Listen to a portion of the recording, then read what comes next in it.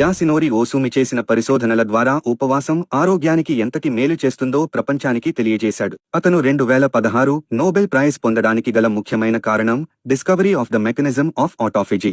ఆటోఫాజీ వల్ల కలిగే ప్రయోజనాలు: శరీర శుద్ధి, పాడైన కణాలను తొలగించడం, ఇమ్యూనిటీ పెరుగుతుంది, వ్యాధి నిరోధక శక్తి పెరుగుతుంది, డయాబెటిస్, హార్ట్ డిసీజ్, క్యాన్సర్ లాంటి వ్యాధుల ప్రమాదం తగ్గుతుంది, కొవ్వు కణాలను కరిగించి బరువు తగ్గించడంలో సహాయపడుతుంది. ఎలా ఉపవాసం ఆటోఫాజీని ప్రేరేపిస్తుంది అంటే, ఇది 9 నుండి 14 గంటల పాటు ఏమీ తినకుండా, తాకకుండా ఉంటే శరీరం ఆటోఫాజీ ప్రక్రియను ప్రారంభమవుతుంది.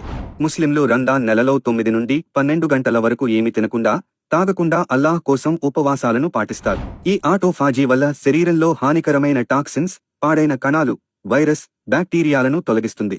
దీనివల్ల క్యాన్సర్, అల్జీమర్స్, పార్కిన్సన్స్ వంటి వ్యాధుల్ని అరికట్టవచ్చు. 1400 సంవత్సరాల క్రితమే ఉపవాసం యొక్క ప్రాముఖ్యతను ప్రవక్త ముహమ్మద్ సల్లల్లాహు అలైహి వసల్లం తెలియ